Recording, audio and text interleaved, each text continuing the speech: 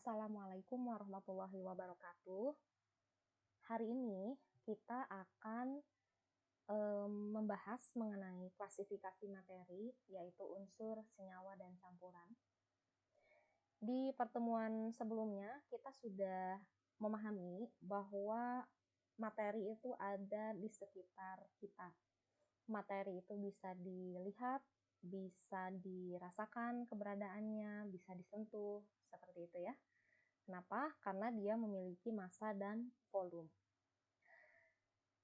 Nah, materi di sekitar kita itu ada kalanya berupa unsur, ada kalanya berupa senyawa atau campuran. Nah, kita akan pelajari satu persatu ya. Yang pertama, unsur atau elemen. Unsur itu adalah zat atau materi yang tidak bisa diuraikan atau didekomposisi menjadi materi lain yang lebih sederhana. Jadi zat atau materi ya. Nah, setiap unsur itu punya lambang yang berbeda. Misalnya, ada oksigen, lambangnya O, hidrogen, lambangnya H, natrium, lambangnya Na, dan seterusnya. Itu adalah hasil kesepakatan yang tidak boleh berbeda. Ya, jadi di seluruh dunia lambang unsur itu pasti sama. Nah, pertanyaannya, ada berapa jumlah unsur yang sudah ditemukan di bumi ini? Ya, dari dulu sampai sekarang ternyata semua unsur yang sudah ditemukan itu bisa kalian lihat jumlahnya di tabel periodik unsur. Ya, jadi ini periodic table of elements, itu artinya adalah tabel periodik unsur. Di sini digambarkan berapa jumlah unsur yang ada, khususnya di bumi ya. Nah, kalau kalian lihat, setiap kotak itu adalah mewakili lambang unsur ya. Di sini ada unsur, misalkan nomor 1 nih. Nomor 1 itu ada unsur hidrogen, ya, ada unsur hidrogen, lambangnya H. Kemudian ada informasi lain yang akan kita bahas di pertemuan selanjutnya. Kemudian tadi oksigen ya. Oksigen di mana? Oksigen tepatnya ada di sini nih. Nah, di nomor 8 kan? Oke. Natrium di mana? Natrium ada di sini, di nomor 11. Oke. Nomor 11, nomor 1, dan nomor 8 itu adalah informasi yang bisa kita dapatkan dari tabel periodik unsur. Dan itu ada maksudnya. Ya, kita akan bahas di pertemuan selanjutnya nanti. Nah, kalau kalian lihat, nomor terkecil itu 1, nomor terbesar itu adalah 118. Di sini kan ya, kelihatan. Ununoctinum itu adalah unsur terakhir yang ditemukan. Oke, jadi kalau ditanya ada berapa jumlah unsur di bumi ini, jawabannya adalah ada 118. Oke, ada 118 unsur yang terdiri dari unsur alami. Unsur alami itu maksudnya unsur yang ditemukan di alam ya. Ada juga unsur buatan, ya, buatan manusia, seperti itu. Oke. Dan kalau kalian perhatikan di sini, tidak ada satupun unsur yang memiliki lambang yang sama, meskipun dia dimulai dari huruf yang sama. Misalnya ini ya, nomor 11, natrium itu Na, ya, Na. Tapi di sini ada N saja nih. Nah, kalau N saja itu adalah nitrogen, gitu ya. Nomor 7, nitrogen, lambangnya N. Kemudian ada di nomor 10 itu ada Ne, lambang dari unsur neon. Jadi sama-sama dimulai dari N, tapi dia berbeda lambangnya. Ada N, ada Ne, ada Na, kan begitu ya. Begitupun juga contoh yang lain, misalnya ini nomor 4, ada Be. Dia adalah lambang unsur berilium. Kemudian ada nomor 5 itu B saja, lambang dari boron. Kemudian ada lagi ya, yang dimulai dari B. Oke, ini nomor 56, barium ya, lambangnya Ba. Oke. seperti itu. Dan khususnya untuk siswa jurusan MIPA, memang nanti disarankan kalian menghafal seluruh unsur di golongan A terutama ya. Jadi di sini kalian lihat ini kolom pertama ya, dari atas ke bawah itu golongan 1A, kolom kedua itu golongan 2A, kemudian ada 3A nih ya, 3A, 4A, 5A, 6A, 7A, 8A. Itu adalah disebut sebagai unsur-unsur golongan utama yang akan kita fokus belajar di sana nanti. Ya. Nah, di buku kalian sebetulnya ada ya tabel ini, bisa di depan atau di belakang, kalian cek aja. Di setiap buku kimia pasti ada tabel periodik unsur. Itu gunanya untuk membantu kalian nanti saat belajar kimia atau saat melakukan perhitungan kimia. Ya. Tapi kalau mau mudah, di HP kalian pun kalian bisa pasang aplikasi tabel periodik. Nah, ini aplikasi yang Ibu rekomendasikan karena dia yang paling mudah dan paling bagus gitu ya. Namanya Periodic Table 2020 Chemistry. Nah, ini tampilannya seperti ini. Jadi persis seperti ini ya, persis seperti yang ada di buku. Cuman dia memang karena kalian tahu ya layar smartphone itu kan memanjang begitu ya. Jadi ketika tampilannya itu berbentuk tabel, kalian pilih tabel, maka ini akan harus digeser gitu ya ke kiri dan ke kanan supaya kalian bisa melihat seluruh unsur yang ada. Nah, selain dalam bentuk tabel, kalian juga bisa pilih tampilannya dalam bentuk list seperti ini. Ya, jadi H, ya, jadi nomor 1, 2, 3, sampai 118 itu nanti tampilannya ke bawah. Kalian scroll ke bawah gitu ya. Dan ketika kalian klik salah satu unsur, misalnya nih, saya klik Ne ya, Ne nomor 10, gas neon yang kemarin kita bahas. Nah, maka ketika kalian klik, maka tampilannya akan seperti ini ya. Ada gambarnya, gambar gasnya, kemudian ada namanya baik Latin maupun Inggris, ada tahun ditemukannya, kemudian penemunya siapa, dan seterusnya ke bawah gitu ya, termasuk penggunaannya, sifatnya, titik didih, titik leleh, itu ada lengkap banget.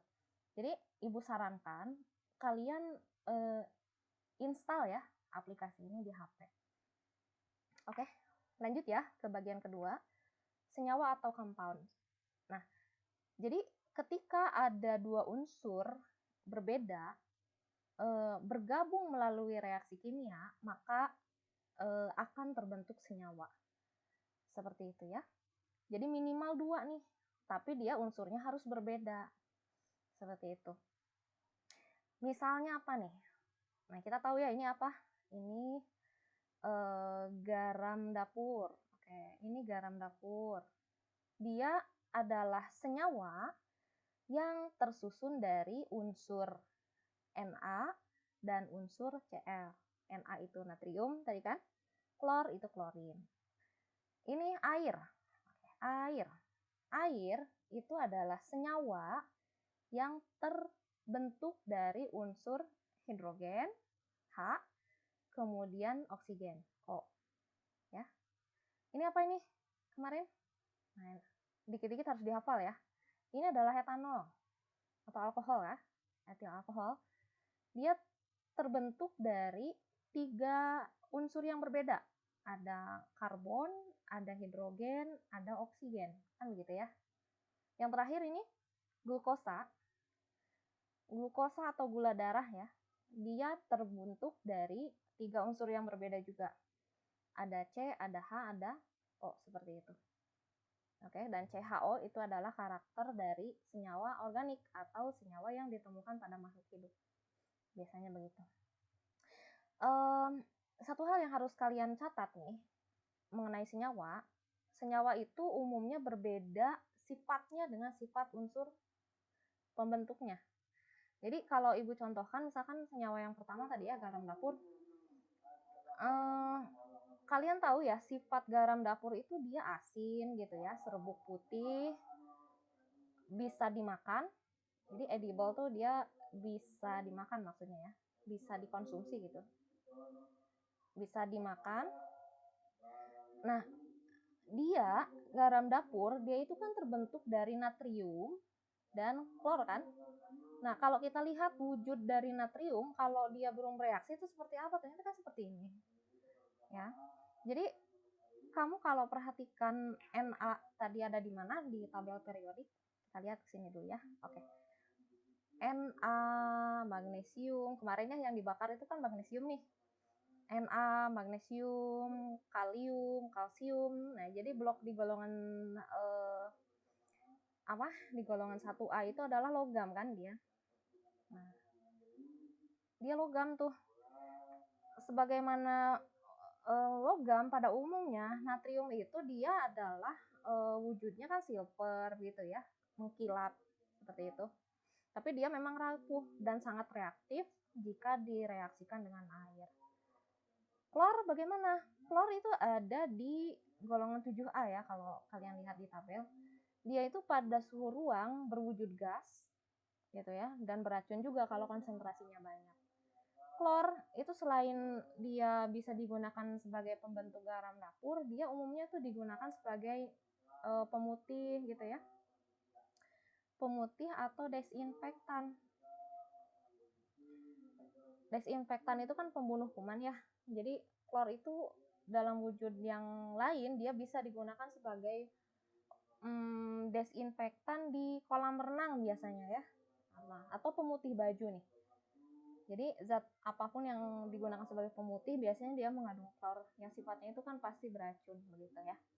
Nah, sifat senyawa itu berbeda dengan sifat unsur pembentuknya, beda banget kan gitu ya.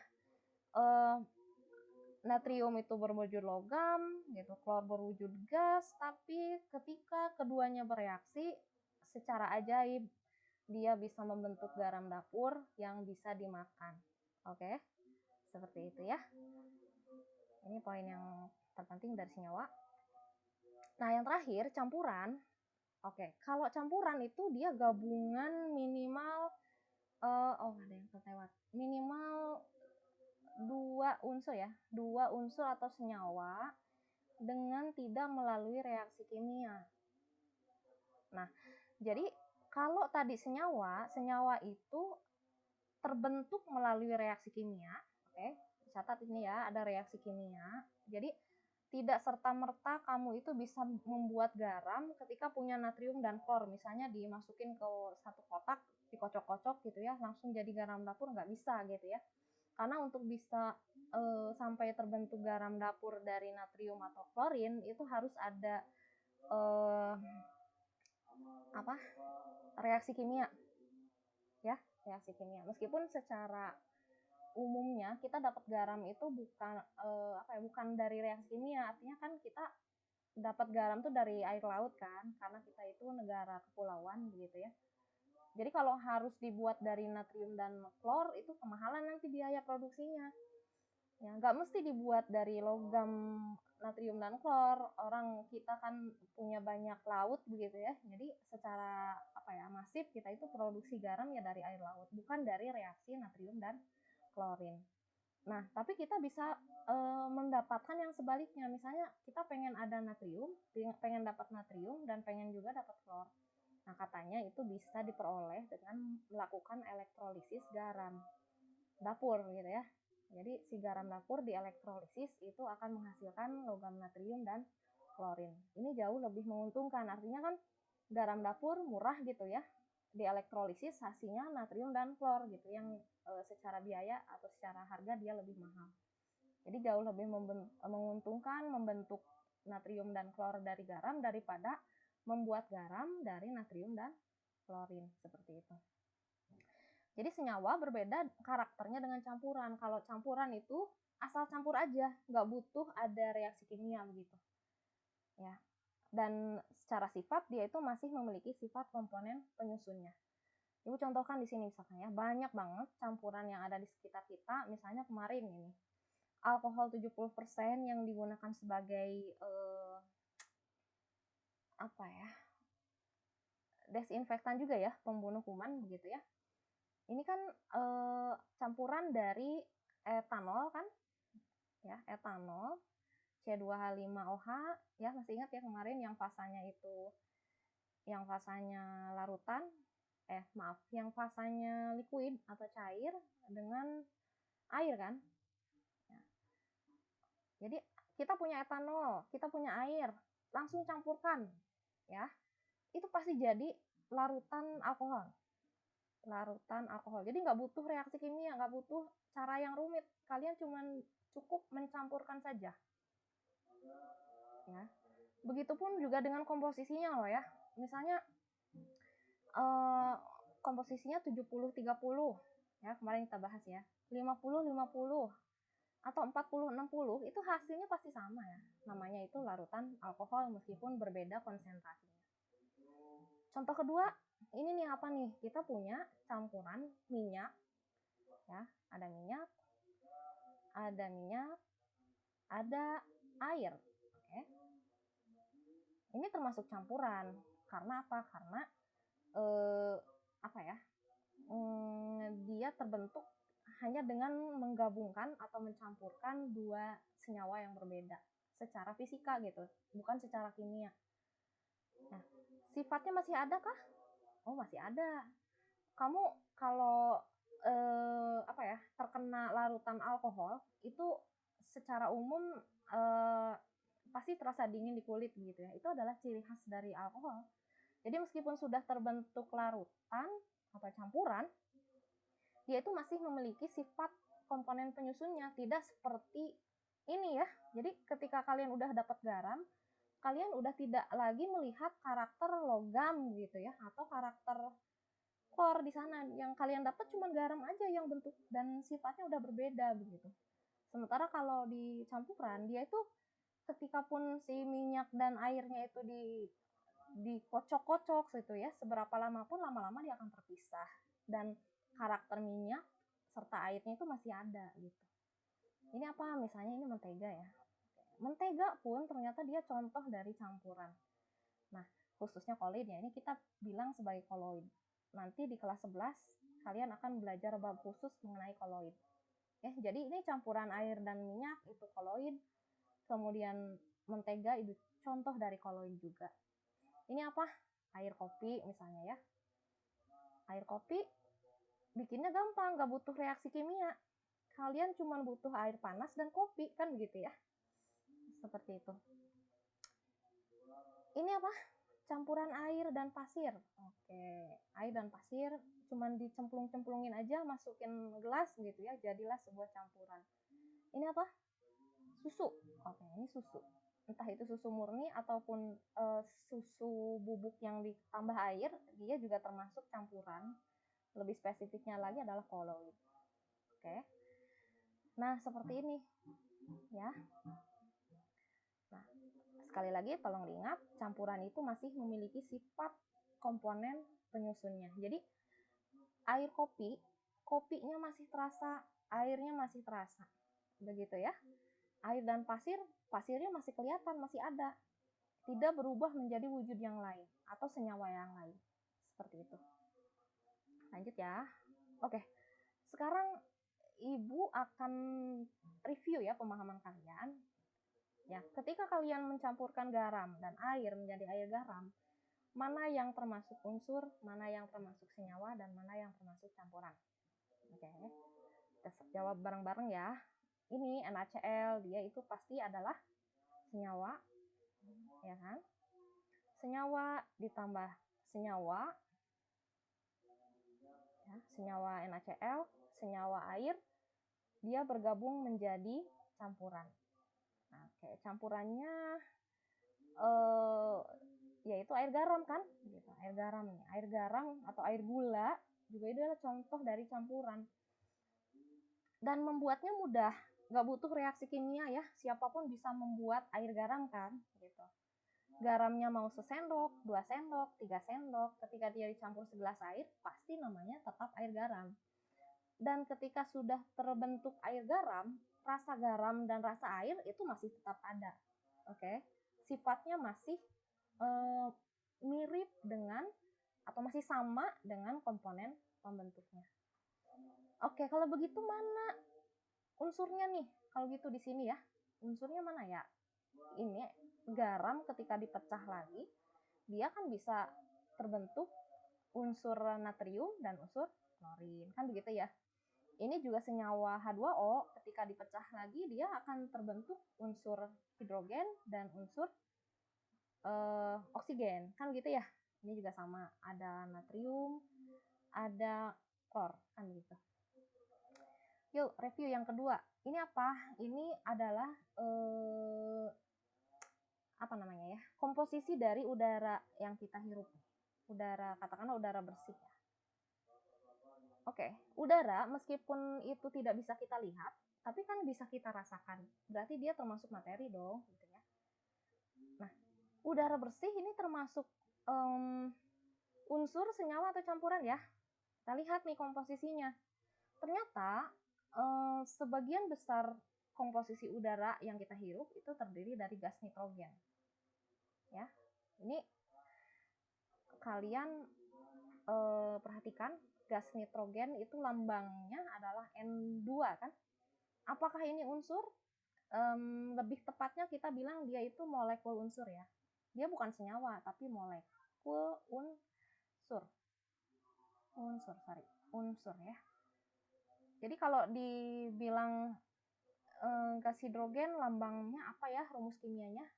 Kalian jangan menulis N saja. Ini salah ya.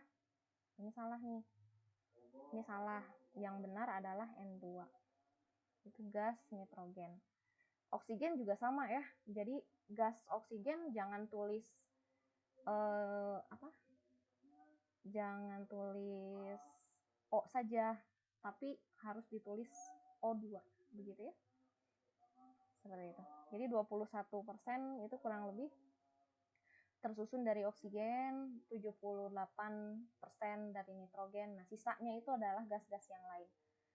Lihat ya, argon itu adalah gas yang lambangnya AR gitu ya. Kita cek nanti di tabel periodik. Ada di mana nih tempatnya? Argon, xenon, neon, hidrogen. Hidrogen juga H2 ya lambangnya. Helium, kripton, karbon dioksida. Nah, mana nih yang termasuk unsur? Yang termasuk unsur itu yang sendirian ya di sini. Nah, ini unsur nih. Banyak banget unsur yang menyusun udara ternyata kan. Oke, sorry ini lebih tepatnya nih kalau H2 itu molekul unsur ya, Ibu tulis. Bukan senyawa tapi termasuk molekul gitu. Molekul unsur. Kenapa? Karena dia itu meskipun ada apa ya namanya? Ada 2 atomnya, tapi dia dinamakan molekul unsur gitu. Ini jadi Xe, Ne, He, Kr itu termasuk unsur. Oke. Nitrogen, nah ini argon juga termasuk unsur dia. Nah, kalau ini CO2 unsur, senyawa atau campuran ya?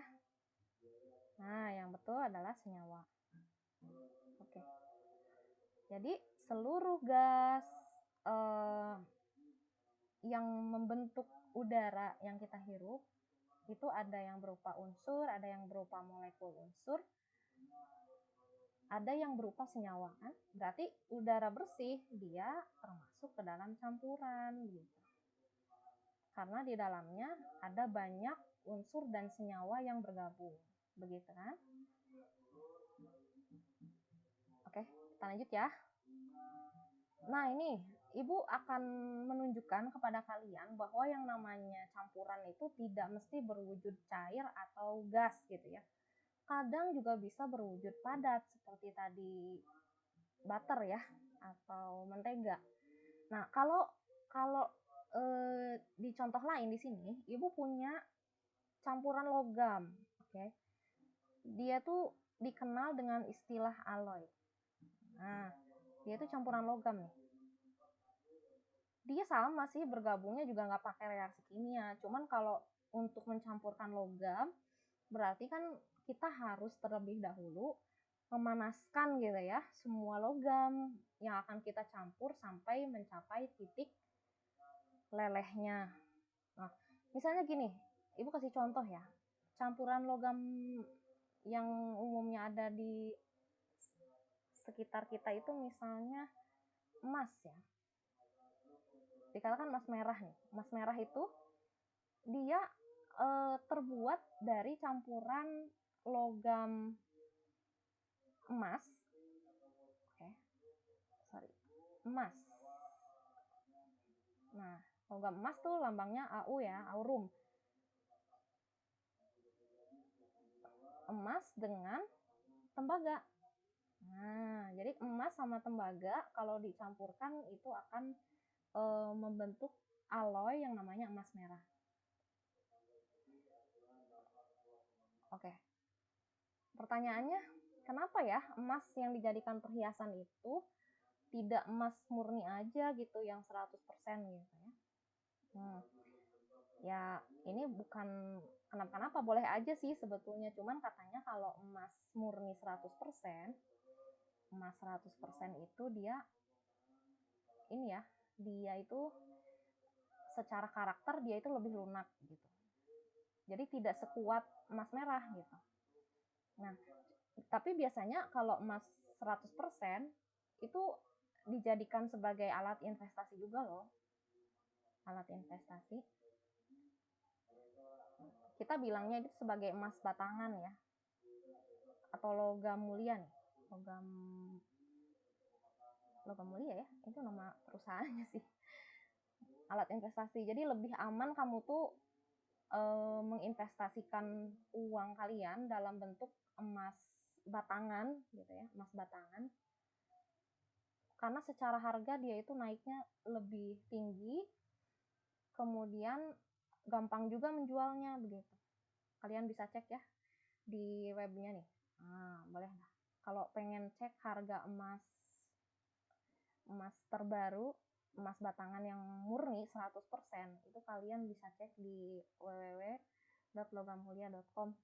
Nah, sekarang tuh kalau tidak salah harga 1 gramnya loh ya, 1 gram emas murni itu dia udah mau sekitar 950.000 per gramnya. Kalau ini emas merah pasti di bawah ini ya, bisa katakanlah misalnya 600.000. Kenapa? Karena di dalamnya bukan cuma emas, ada campuran tembaganya gitu. Ini tidak disarankan sebagai alat investasi ya, karena kalian akan rugi ketika menjualnya begitu. Dan tidak semua tempat toko emas juga mau membeli emas dalam bentuk perhiasan gitu ya. Nah, ada juga kan kalian kenal emas putih ya. Nah, kalau emas putih campurannya apa? Dia itu emas, coba tebak sama apa nih? Aurum, ini Cu tuh kuprum ya, tembaga, dan Ag. Oke, Ag itu apa? Ag itu argentum ya. Ya, dia tidak lain adalah perak. Jadi emas kalau dicampur perak jadinya emas putih. Gitu ya. Oke. Tadi Ibu bilang mau cek ini ya. Sorry, ketinggalan. Logam gas mulia ini, gas penyusun udara, dia tempatnya ada di mana nih? Oke, kita lihat ya. Kalian tadi masih ingat ya? Ada helium kan? Helium, neon, argon, krypton, xenon, oke? Terus ada H2 kan? Hidrogen, ada oksigen, ada nitrogen kan begitu. Jadi sebagian besar unsur-unsur di golongan 8A itu berwujud gas kan begitu ya. Dia umumnya ada di udara seperti itu. Oke? Kemudian tadi emas, di mana emas nih? AU tadi ya. AU. Aduh, kok Ibu lupa. Nah, ini sorry. Koper atau tembaga nih ada di sini kan? Cu, campuran emas. Kemudian aurum. Aduh, aurum ini. Oke. Aurum di nomor 79 nih. Gold kan? Emas nih. Terus perak. Nah, di perak di sini. Di nomor 47. Silver kan? Oke. Jadi semua logam yang kalian kenal itu ada di sini tempatnya. Dan logam-logam itu umumnya berbentuk unsur kan? emas, perak, tembaga, kemudian besi. Mana besi? Oke, ini besi. Oke, iron. Oke, nomor 26. Seperti itu. Jadi banyak ya, unsur itu ada 118. Yuk kita lanjutkan. Nah, ini kesimpulannya ya. Jadi materi itu bisa berwujud zat murni, bisa juga berwujud campuran. Oke. Campuran itu ada yang homogen.